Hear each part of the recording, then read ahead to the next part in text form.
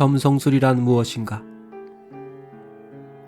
니므롯이 비록 하나님을 몰아내고 인간의 지혜와 능력과 힘으로 세상을 다스리는 인본주의 시대를 열어놓았다 할지라도 그 제도 밑에서 인간은 안심하고 살 수가 없었다.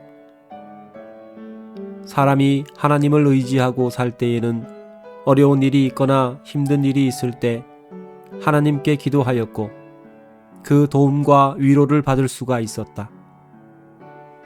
그러나 하나님이 밀려나고 새로운 신들이 등장하게 되었어도 그것들은 사람에게 아무것도 해줄 수가 없었던 것이다. 저희 우상은 은과 금이요 사람의 수공물이라. 입이 있어도 말하지 못하며 눈이 있어도 보지 못하며 귀가 있어도 듣지 못하며 코가 있어도 맡지 못하며 손이 있어도 만지지 못하며 발이 있어도 걷지 못하며 목구멍으로 소리도 못하느니라. 시편 115편 4에서 7절. 더구나 문제가 된 것은 미래에 대한 예측이 불가능하게 된 것이었다. 하나님을 따르는 사람들은 하나님의 명령대로 행동하면 되었으나 사람의 생각은 한 치 앞도 내다볼 수가 없어서 미래를 준비하고 행동을 결단할 능력이 없었다. 특히 농사를 짓는 사람들은 날씨를 비롯한 천기의 변화를 예측해야 앞일에 대비할 수 있는데 새로 만든 신들은 그런 것들을 전혀 해주지 못했고 사람들은 미래에 대한 불안과 공포 속에서 살 수밖에 없었다. 이렇게 해서 니므롯과 그의 참모들이 고심 끝에 궁리해낸 것이 바로 점성술이었다. 미래라는 것은 오직 하나님의 손안에 있는 비밀에 속하는 것이었다. 이러한 천기를 어떻게 훔쳐낼 수 있을까 하며 하늘을 바라보다가 그들은 별들이 한자리에 있지 않고 움직이는 신비한 현상을 가지고 백성들을 미혹할 수 있으리라 생각했다. 본래 하나님의 비밀은 영안으로 보는 것이다. 사람이 에덴에 있을 때에는 그것을 볼 수 있었다. 그러나 사탄은 사람을 유혹할 때에 이 영안을 먼저 공격했다. 너희가 그것을 먹는 날에는 너희 눈이 밝아 하나님과 같이 되어 선악을 알 줄을 하나님이 아심이니라. 창세기 3장 5절. 그러나 사탄이 밝아진다고 말한 것은 육신의 눈이고 정욕의 눈이며 인본주의의 눈이었다. 아담과 하와는 금단의 열매를 먹는 순간에 그 영안은 눈멀고 육신의 눈만 밝아졌던 것이다. 그래서 그들은 열매를 먹자마자 먼저 서로가 벗고 있는 것을 알게 되었다. 이에 그들의 눈이 밝아 자기들의 몸이 벗은 줄을 알고 무화과 나무 잎을 엮어 치마를 하였더라. 창세기 3장 7절. 그래서 크레타의 가나안은 볼 수 없는 하나님 대신 눈에 보이는 신을 만들었고 니므롯은 미래를 볼 수 없게 된 사람들을 위해서 눈에 보이는 별들로 미래를 점치는 방법을 고안해내었던 것이다. 하늘의 일월 성신을 숭배하며 또 바알을 섬기고 열왕기하 17장 16절. 본래 하나님께서는 하늘의 일월 성신을 지으실 때에 빛과 어둠을 나누며 낮과 밤을 주관하게 하셨다. 그리고 하나님께서 모든 피조물들에게 짝이 있게 하셨듯이 천체의 운행에도 질서와 법칙이 있게 하셨다. 그러나 하나님께서는 때론 그 질서와 법칙의 이변을 나타내심으로써 하나님의 심기를 나타내시기도 하셨던 것이다. 하나님이 가라사대 하늘의 궁창에 광명이 있어 주야를 나뉘게 하라. 또 그 광명으로 하여 징조와 사시와 일자와 연한이 이루라. 창세기 1장 14절. 이렇게 일월 성신은 하나님의 뜻을 나타내 보여주시는 방법, 즉 징조로 사용되었다. 내가 너를 불끄듯 할 때에 하늘을 가리워 별로 어둡게 하며 해를 구름으로 가리우며 달로 빛을 발하지 못하게 할 것임이여. 에스겔 32장 7절. 여호와의 크고 두려운 날이 이르기 전에 해가 어두워지고 달이 핏빛같이 변하려니와. 요엘 2장 31절. 1월 성신에 나타내 보이시는 하나님의 징조는 사람들에게 회개를 촉구하시기 위하여 사용된 것이었다. 그러나 사탄은 이러한 1월 성신을 인간의 길흉을 점치는 도구로 사용하게 함으로써 사람들의 마음을 하나님으로부터 자꾸만 멀어지게 하였던 것이다. 또 사탄의 아들이 된 니무롯은 점성술을 이용하여 자기의 통치권을 정당화하였고 아무도 자신의 권세를 넘보지 못하도록 논리를 만들 수가 있었다. 즉, 점성술사들은 태양의 움직임을 따라 황도를 설정하고 황도를 가로질러 운행하는 황성들을 12궁으로 나눈 것이다. 점성술사들은 이 12궁의 운행과 대인의 생년월일 그리고 시간과 장소 등을 교묘하게 맞추어 가면서 점치는 방법을 만들어내었던 것이다.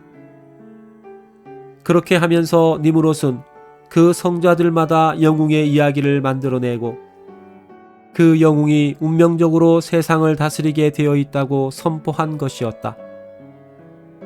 이렇게 보이는 별들의 운명과 미래를 걸었던 사람들의 심리는 마침내 그것들을 하나님처럼 위하고 섬기는 일로 나타나게 되었다. 별들마다 신들과 영웅의 이야기가 만들어지고 모든 별들은 신화를 만들어내는 근거와 재료로 사용되었다. 그리고 사탄 자신은 그 모든 별들과 신들을 다스리는 아침의 아들 계명성이요 우주를 건설한 빛의 신으로 등장하게 되는 것이다. 보이는 것을 따라 모든 인류는 영적인 소경이 되었고 하나님의 나라 이스라엘에도 말라기 선지자의 예언을 끝으로 암흑의 시대가 계속되었다. 하나님의 백성인 이스라엘마저 하나님을 버리고 소경이 되었기 때문에 하나님께서는 인류의 구원을 위하여 그 외아들 예수 그리스도를 세상에 보내신다는 그 기쁜 소식을 전하실 방법이 없었다. 그래서 하나님께서는 결국 인류 역사상 가장 큰 기쁜 소식을 동방의 점성술사들에게 나타내 보여주실 수밖에 없었던 것이다. 동방으로부터 박사들이 예루살렘에 이르러 말하되 유대인의 왕으로 나신 이가 어디 계시뇨? 우리가 동방에서 그의 별을 보고 그에게 경배하러 왔노라. 마태복음 2장 1에서 2절. 이 동방에서 온 박사들은 헬라어로 마고이, 즉 점성술사들을 의미하는 것이었다. 학자들은 이 동방에서 온 박사들이 페르시아에서 왔다고 추정하고 있다.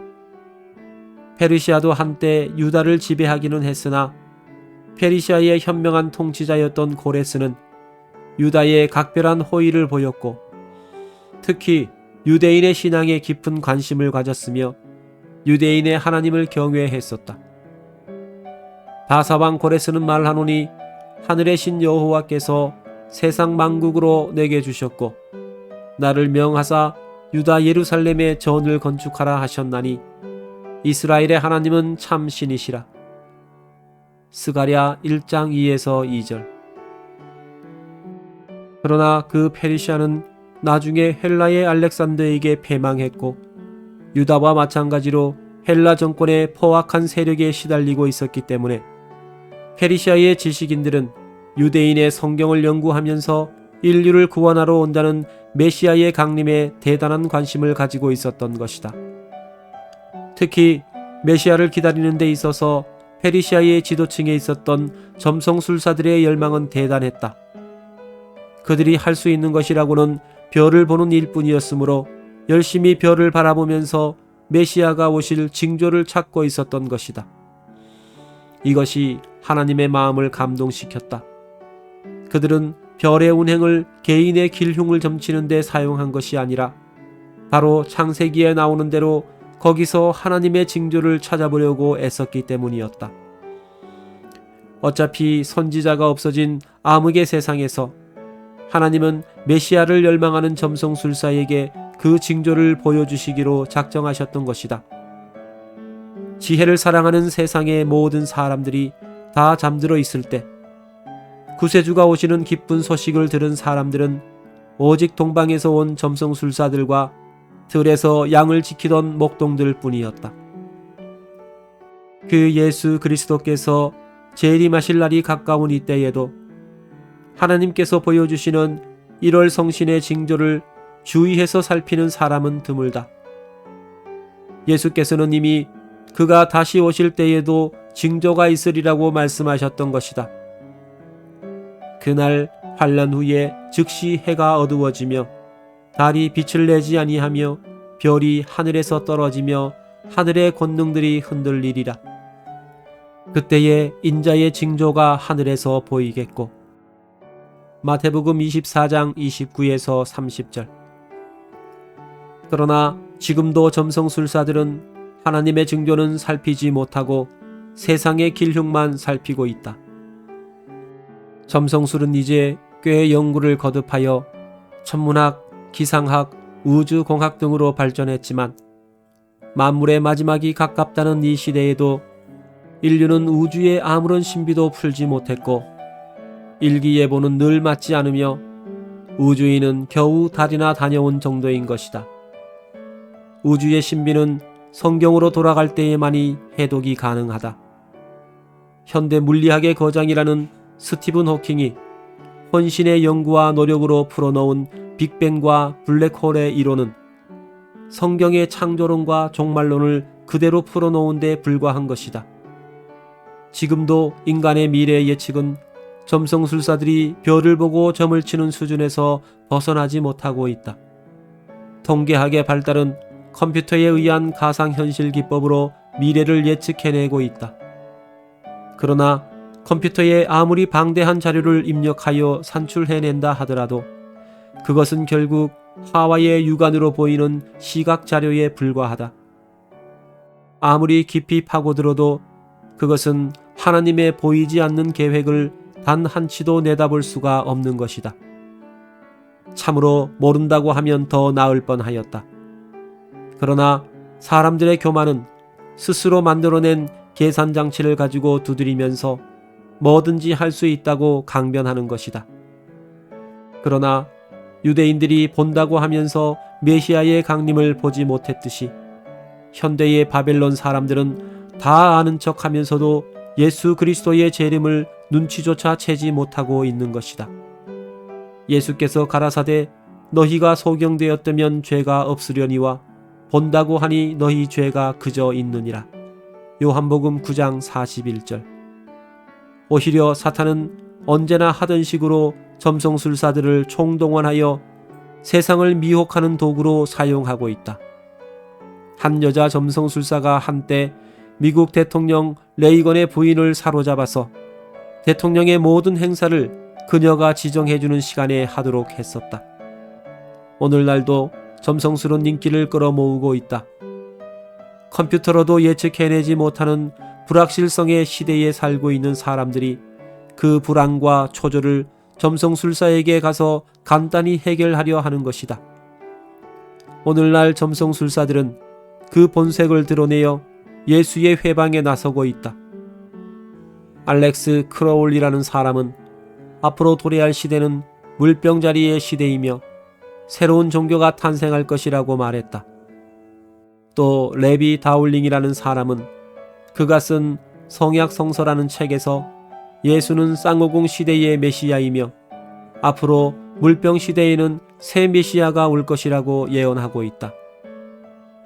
미국의 마술교회를 통괄하는 마술협회는 그 본부를 센트로폴에 두고 있는데 그 이름을 아쿠아리안 보호동맹이라 부르고 있으며 아쿠아리스 예술축제를 대대적으로 개최한다.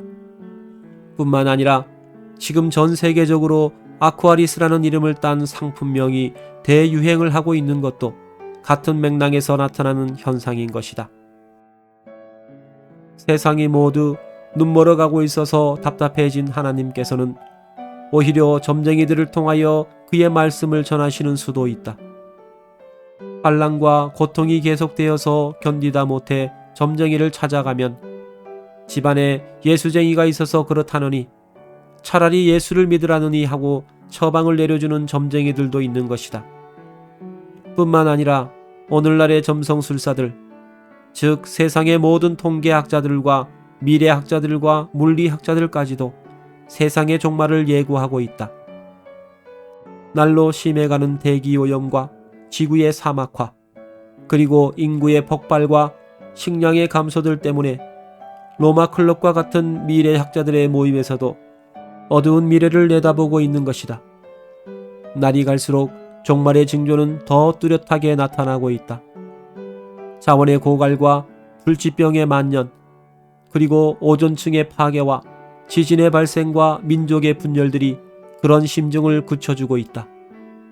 민족이 민족을, 나라가 나라를 대적하여 일어나겠고 처처의 기근과 지진이 있으리니 이 모든 것이 재난의 시작이니라. 마태복음 24장 7에서 8절. 진리를 보지 못하는 사람들을 위하여 하나님께서는 오늘도 징조를 보여주시는데, 사람들은 제 자신의 길흉에 집착하여 니무롯이 사탄의 반역을 정당화하려고 만들어 놓은 점성술과 제 머리에서 나온 시각적인 자료만을 과학적이라고 믿으며 매달리고 있다. 그래서 예수께서는 탄식하시며 말씀하셨다. 그러나 인자가 올 때에 세상에서 믿음을 보겠느냐. 누가복음 18장 18절. 샤머니즘이란 무엇인가? 하나님의 권고를 뿌리치고 선악을 알게 하는 나무의 열매를 먹은 사람에게 제일 먼저 찾아온 문제는 바로 병의 문제였다. 선악을 알게 하는 나무의 열매를 먹었다는 것은 곧 선악에 대한 판단과 책임을 인간 스스로 지겠다는 의미였고, 그러한 인간의 판단은 곧 보이는 것에 대한 유혹에 넘어가서 절제의 기능을 상실하게 되었다. 절제의 포기에서 오는 것은 즉 균형의 파괴이다. 인간의 건강은 그것이 육체적인 것이든 정신적인 것이든 절제와 균형이 무너지면 질병에 걸리게 되고 그것으로 곧 죽음에 이르게 되는 것이다. 그래서 하나님께서는 사람에게 강제적인 절제를 시키기 위하여 출산과 노동의 의무를 부과하셨다. 또 여자에게 이르시되 내가 내게 잉태하는 고통을 크게 더하리니 내가 수고하고 자식을 낳을 것이며 창세기 3장 16절. 여자가 출산을 하지 않으면 수명이 짧아진다. 여자는 임신한 기간 중에 태아에게 영양을 공급해야 하며 탐욕을 절제하게 되고 아이가 젖을 뗄 때까지도 그렇게 해야 한다. 그러나 현대 여성들은 여러 가지 방법으로 임신과 출산을 기피하기 때문에 출혈이 계속되고 이에 따라 여러 가지 약성 질환에 걸리게 되는 것이다. 남자도 마찬가지이다. 남자도 역시 노동으로 땀을 흘려야 영양의 적체로 인한 콜레스테롤의 퇴적을 막을 수 있고 절제하는 생활이 가능하게 된다. 땅이 내게 가시덤불과 엉겅퀴를 낼 것이라. 너의 먹을 것은 밭의 채소인즉 내가 얼굴에 땀이 흘러야 식물을 먹고 필경은 흙으로 돌아가리니.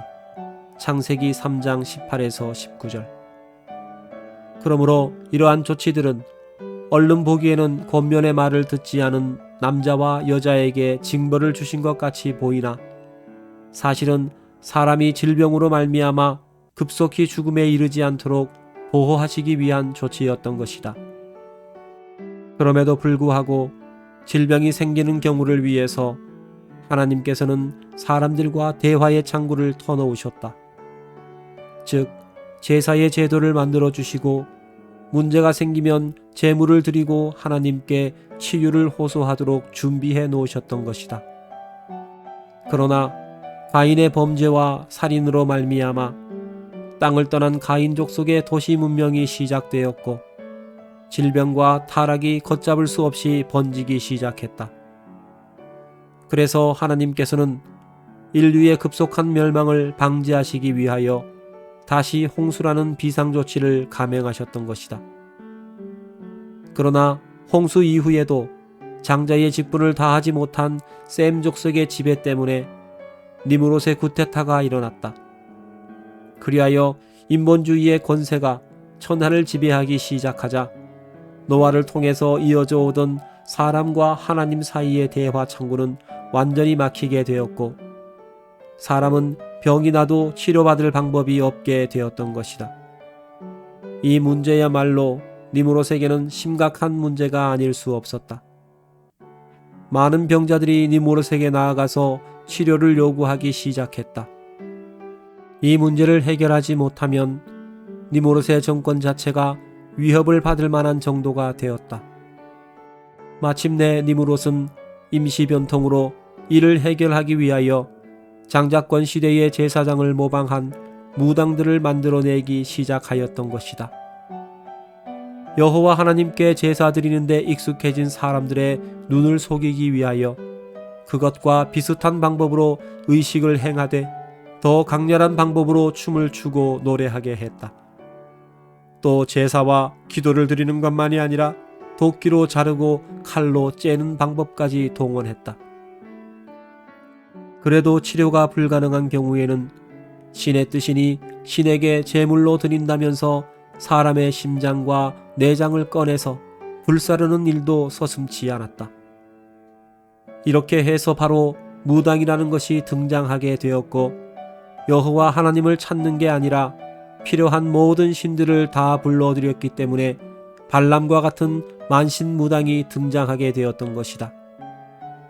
그리고 좀 깨름직한 일이긴 하지만 어쨌든 이렇게 자르고 째는 무당의 치료 방법도 의술의 발전에 기여했는지도 모른다. 그러나 이렇게 야만적인 치료 방법에서부터 오늘날과 같이 의학이 발전된 것은 사람을 불쌍히 여기신 하나님께서 그에 대한 지혜를 주시고 또 선한 길로 인도하셨다고 보아야 한다. 만일 하나님께서 이를 방치하셨다면 오늘날의 의술은 저 독일이나 일본이 저질렀던 생체 실험의 만행과 같이 비인도적인 샤머니즘의 도구로 전락했을 것이기 때문이다. 그리고 오늘날에도 여전히 의학은 거래에 의한 장기 이식이라든가 유전자 조작과 인간 복제의 문제처럼 사탄에게 이용당할 수 있는 소지를 얼마든지 가지고 있는 것이다. 하나님을 떠난 사람들이 육체적 또는 정신적으로 병든 인간을 제 나름대로 치료하기 위하여 만들어낸 것이 무속이기 때문에 이것은 사탄이 이용할 만한 좋은 수단이 되었다. 메소포타미아에서부터 시작하여 중앙아시아와 시베리아를 거쳐 만주에 이르는 민족들의 이동 경로를 더듬어 보면 곳곳에 이런 무속들이 분포되어 있는데 그 중에는 사탄 또는 사이탄을 숭배하는 무당들이 상당수가 발견되고 있는 것이다. 그러므로 샤머니즘이란 여호와를 섬기던 신앙의 한 태화된 형태에 불과하다. 그 예로 모압 왕이 부돌의 사람을 보내어 만신무당 발람을 초청했을 때 발람이 모든 신을 다 부리면서도 여호와 하나님을 두려워하여 그 요청에 응하지 못하는 것을 볼 수 있다. 발람이 발락의 신하들에게 대답하여 가로되 발락이 그 집에 은금을 가득히 채워서 내게 줄지라도 내가 능히 여호와 내 하나님의 말씀을 어기어 덜하거나 더하지 못하겠노라. 민수기 22장 18절. 이 모든 것을 살펴볼 때 무당이란 바로 인본주의의 통치자 니무롯이 백성들의 원성을 무마하기 위하여 급조해낸 임시 변통의 치료 방법이었던 것을 알 수 있다. 이 무속이 나중에 여러 족속에 확산되어 오늘날까지 유치한 형태로 남아있고 그 중에 일부는 가나안이 장안해낸 판테이즘과 혼합되어 오늘날에도 사람들을 미혹시키고 있는 것이다. 하나님의 섭리와 역사를 왜곡하고 날조하는데 가장 강렬한 방법 중에 하나가 바로 종교의 기원을 원시 신앙에 두는 것이다. 하나님을 인정하지 않는 종교학자들은 당초에 이런 샤머니즘 형태의 원시 신앙이 있었는데 그것이 나중에 발전되고 진화되어서 기독교와 같은 소위 고등 종교가 되었다고 주장한다. 그래서 하나님을 모르면서 문화의 원초적인 출발점을 찾아보고자 하는 학자들 중에는 흔히 이 무속의 매력을 느껴서 거기에 일생을 거는 사람들도 많이 나오고 있다. 심지어는 무속을 연구하던 대학 교수가 직접 무당이 되는 웃지 못할 일이 생기고 교수들의 학회가 한국에서 세계 무당대회를 주최한 일도 있었다. 글을 쓰는 작가가 무속에 사로잡혀서 무당소설로 일생을 보내는가 하면 무속에 빠져서 귀신의 그림만 그리는 화가도 있다. 아예 굿거리를 문화재로 지정하는 야만적인 문화정책도 생기고 그것에 무슨 민족혼이라도 들어있는 것처럼 보호하자고 주장하는 지식인들도 늘어나고 있다. 멀쩡한 학자나 예술가 또는 지식인들이 무속 가운데 뭔가 구원의 단서라도 있는 것처럼 덤벼드는 이유는 무엇일까? 그것은 바로 어렴풋하게나마 그 속에 옛날에 하나님을 섬기던 신앙의 흔적이 남아있기 때문이다. 무당들의 굿거리 속에는 제물을 드리는 의식이 남아있고 삼위일체의 하나님을 섬기던 기억이 삼신사상이라는 변질된 형태로 남아있는 것이다. 또 그들의 사설 중에는 어설프게나마 권선징악의 흔적도 남아있고 장래의 일에 대하여 경고하고 권면하는 기능도 전복의 형태로 남아있다. 그래서 무속을 깊이 파고 들어간 학자들이 그것을 자신의 기억 속에 남아있는 하나님에 대한 기억과 혼동하면서 무속이야말로 모든 진리와 신앙의 근본이라고 착각하게 되는 것이다. 그러나 무엇보다도 샤머니즘의 폐해는 그들이 함부로 건드리고 부리는 귀신놀이 때문에 발생한다.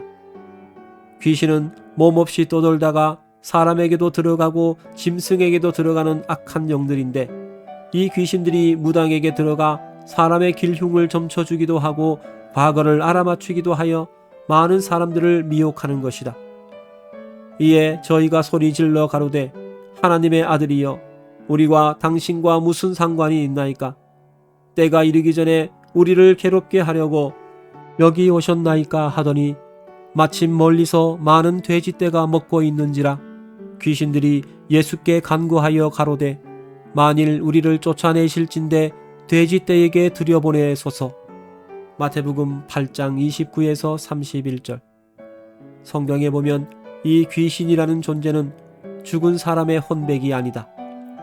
성경은 사망과 음부의 열쇠를 예수께서 가지고 계신다는 것을 명기해 놓았으므로 예수께서 재림하실 때까지 죽은 자의 혼백이 마음대로 나와 다닐 수 없음은 분명하다. 그러나 귀신들은 죽은 자의 목소리를 흉내내어 음부의 열쇠를 가지고 계신 예수를 불신하도록 미혹하는 것이다. 한국의 무당들도 소위 지독이 굿이라는 것을 하는데 죽은 사람의 목소리를 흉내내기도 하고 생전의 일들을 본 듯이 말함으로써 사람들을 놀라게 한다. 성경에도 보면 전생의 문제 때문에 답답해진 사울이 엔돌의 무당을 찾아가서 사무엘의 영을 불러달라고 간청하는 대목이 나온다. 사울이 가로되 청하노니 나를 위하여 신접한 술법으로 내가 내게 말하는 사람을 불러올리라. 사무엘상 28장 8절. 그러나 엔돌의 무당이 불러올린 것은 사무엘의 영이 아니라 귀신이었다. 그러나 엔돌의 무당에게 신접한 귀신은 발람이 하나님의 지시를 받았을 때와 같이 거짓말을 하지 못하고 사무엘의 흉내를 내어 오히려 사울을 꾸짖었던 것이다.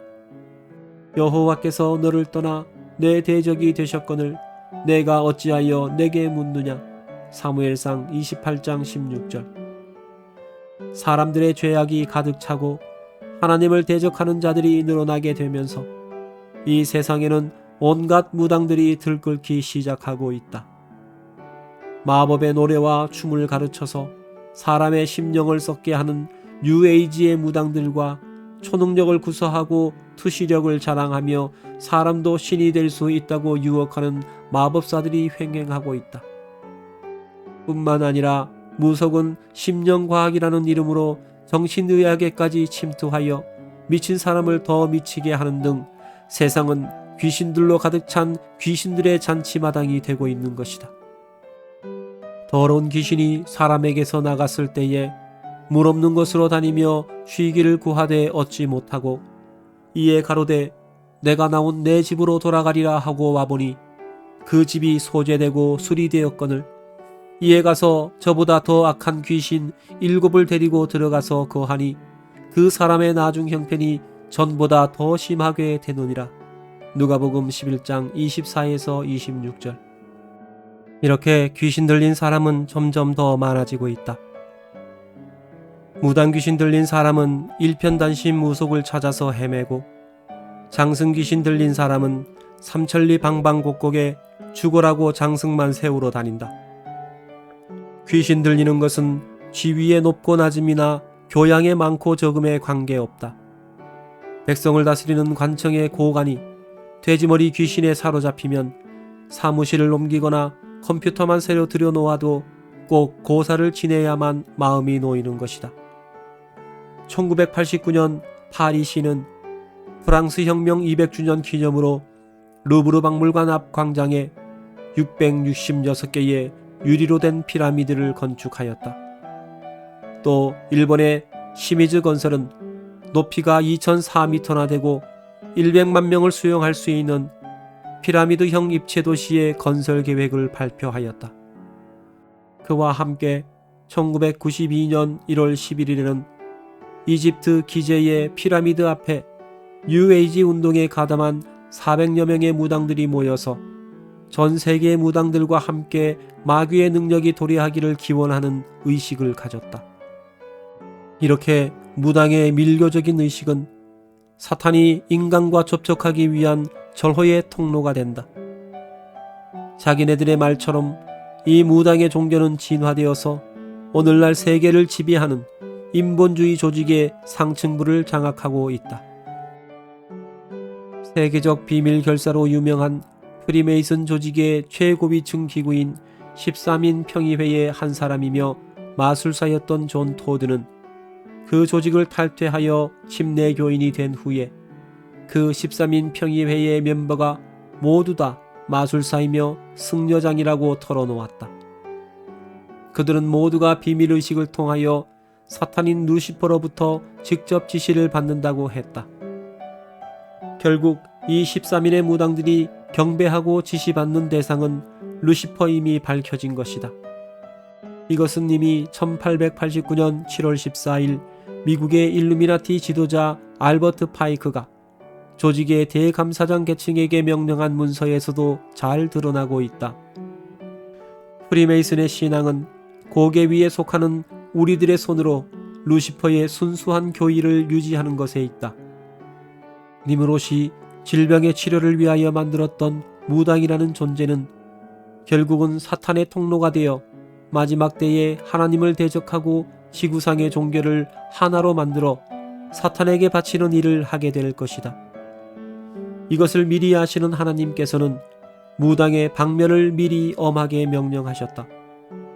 그 아들이나 딸을 불 가운데로 지나게 하는 자나 복술자나 길흉을 말하는 자나 요술하는 자나 무당이나 진언자나 신접자나 박수나 초혼자를 너희 중에 용납하지 말라.